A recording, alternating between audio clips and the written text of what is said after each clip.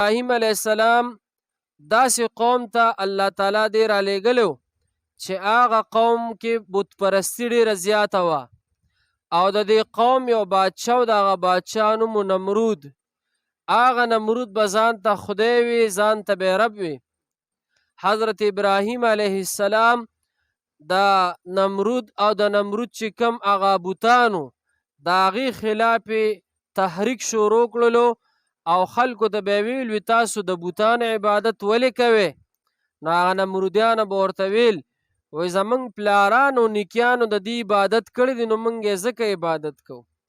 حضرت ابراهیم علیه السلام به ورته ویل تاسو ته د بوت رزق نشي درکولی، تاسو ته د بوت بچي نشي درکولی. حضرت ابراهیم علیه السلام به ورته ویل ستاسو مسلې چې دی دا بوتان نشي حل کولی، تاسو ولې د دې عبادت کوئ؟ او حضرت ابراهیم علیه السلام تاسو ته ما ویلو چې دی د 7 کالو او مور ته وی مور وی د ستا رب څوک دی؟ نو مور ورته وی زما رب چې دی هغه ستا پلار دی. او زما د پلار رب څوک دی؟ وی ستا د پلار رب چې دی هغه نمرود دی. وی د نمرود رب څوک دی؟ نو مور ورته چپ شه، دا تپوسونه مه کوه، دا خبرې مه کوه.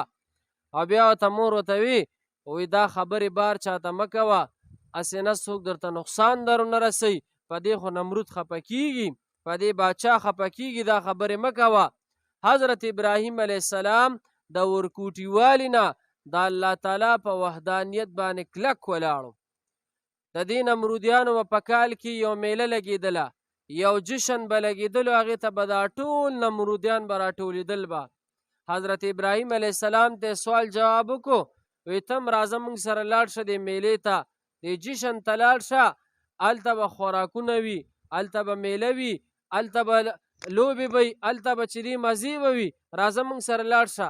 حضرت ابراهیم علیه السلام ورته وی فقال انی سقیم، الله دې آیات کې وی حضرت ابراهیم علیه السلام ورته چې زه بیمار یم، زه نشم تللی. نو علما وی چې حضرت ابراهیم علیه السلام د بیمارۍ نه خو یا دا مطلب چې تاسو چې کوم شیز عبادت کوئ، حضرت ابراهیم علیه السلام ورته چې زه د هغې نه بیزار یم، زه د هغې نه بیمار یم، ځکه زه عبادت د چا کوم؟ د خالق العزال د یو الله عبادت کوم. او تاسو چې د کومو بوتانو عبادت کوئ نو زه د هغې عبادت نه کوم.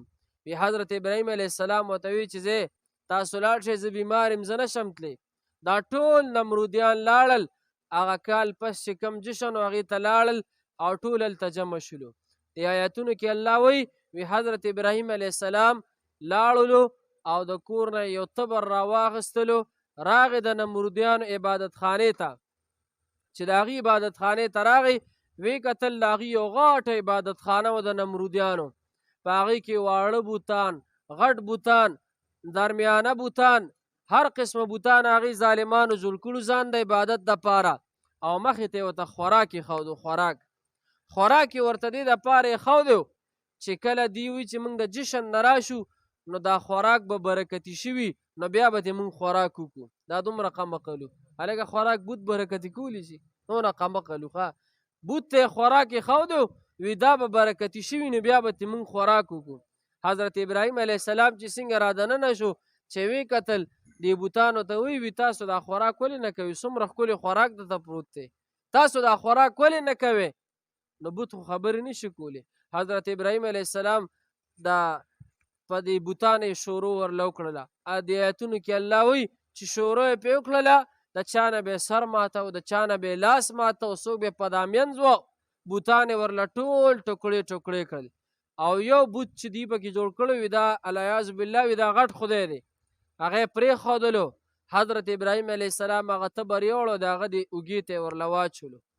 چې کله دا نمرودیان د دې جشن نه راغلل او ډېر په خوشحالۍ رالل، وی ځای چې ځو خپل عبادت خانې ته ورشو، وی هغه خوراک به برکتي شوي چې خوراک وکړو.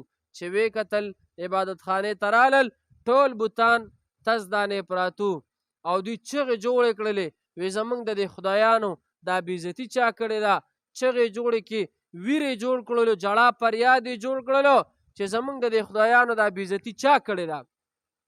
حتی تر دې پورې چې دا خبره ورسېدله نمرود ته، چې نمرود باچا ته ورسېدله، نو هغه یو اجلاس راوغوستلو د خپلو وزیرانو، یاره دا کار به چا کړي؟ دا دومره د دې بوتانو دا بېعزتي به چا کړي؟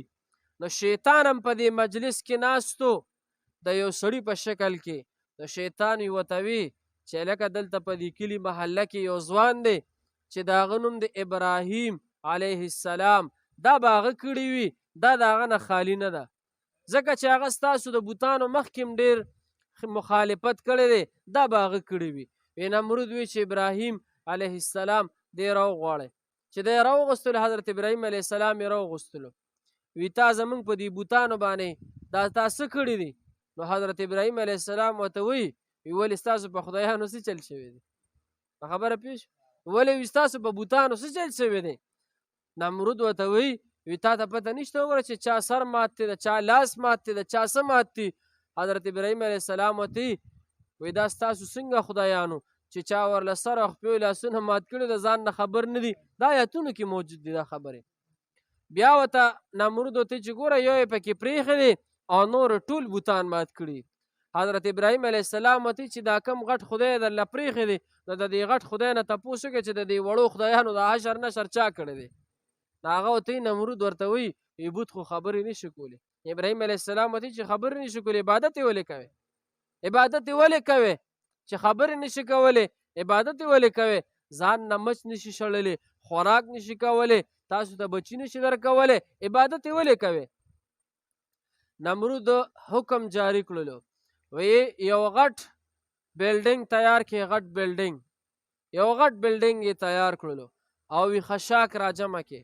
څوک وایي چې 40 ورځې خشاک جمع کړو، څوک وایي چې نه 6 میاشتې خشاک جمع کړلو. یو غټه ماڼۍ جوړه کړله، یو غټ بلډینګ، او په هغه بلډینګ د پاسه حضرت ابراهیم علیه السلام له یو ټال غوندې جوړ کړلو او اور یې بل کو. چې اور یې بل کو وی دې اور ته به اوس دې غورځو او داسې غورځول نه، خلک یې راجمع کړل. نمرودو خلک یې راجمع کړل، د لرې لرې ځایونو پورې خلک یې راجمع کړل او خلکو ته یې ویل نمرودو وی چې څوک زمونږ د دې خدایانو داسې بېعزتي کوي، زمونږ د خدایانو مخالفت کوي، سزا به ولې داسې ورکوم. ابراهیم علیه السلام یې په ټال کېنولو. چې په ټال یې کېنو او ټال له دیکه ورکوله، آیتونو کې الله وایي چې دا ټال نه خوځېدلو، دا نه خوځېدلو. وی نمرود قار شلو چې لکه دا اور بل دی، دا سړی دی اور ته وغورځوی که نه؟ وی هغې ورته چې موږ دې ټال له دیکه ورکوو خو ټال خوځېږي نه. ټال فرشتو نیولو، فرشتو نیولو. وی شیطان راغی ابلیس، وی هغه ورته چې لکه دا څه معامله ده؟ وی چې دا معامله داسې ده چې دا حضرت ابراهیم علیه السلام د اور ته غورځو خو دا ټال مضبوط دی، دا خوځېږي نه. وی شیطان ورته وی چې دا ټال دا د رحمت فرشتو نیولی دی، دا تاسو نشئ غورځولی، دا تاسو بالکل دې له حرکت هم نشئ ورکولی. وی څه به کوو؟ وی داسې وکړئ چې دې مجلس ته دلته سرتور سرښځې راولئ چې سرونه د لپټې پینې وي، سرونه سرتور وي او ډمې ښځې راولئ، په هاشې ښځې راولئ.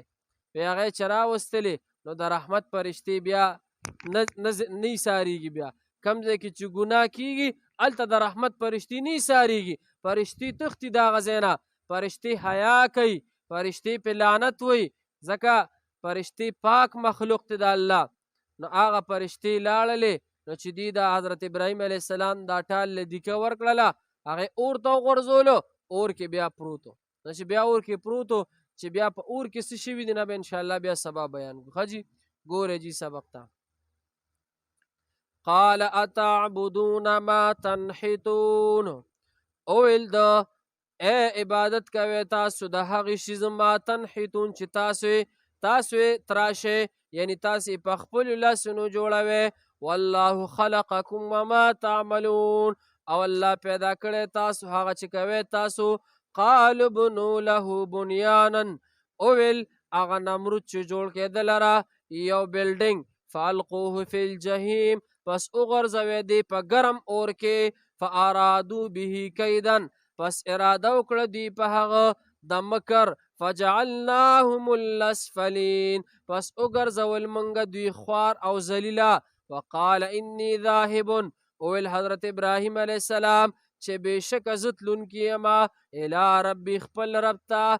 سیهدین، زر ده چې لاره به وښایي ما ته.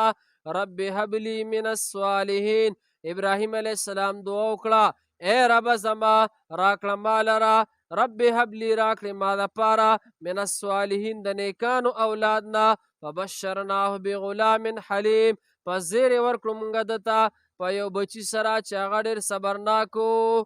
صدق الله العظیم. الحمد لله رب العالمين والعاقبة للمتقين والصلاة والسلام على أشرف الأنبياء والمرسلين وعلى آله الطيبين وعلى آله وأصحابه أجمعين. یا الله مونږ چې سویل که زمونږ نه څه کمی شوي خدای مونږ ټول معاف کړي. یا الله مونږ ټول نه درس په خپل دربار کې قبول کړي. خدای مونږ ټولو ته پې اجرونه ثوابونه را نصیب کړي. یا الله زمونږ د ټولو په حال باندې رحم وکړي. خدای مونږ ټولو له خیر راکړي. صلی الله تعالی علی خیر خلق محمد و آله وصحبه.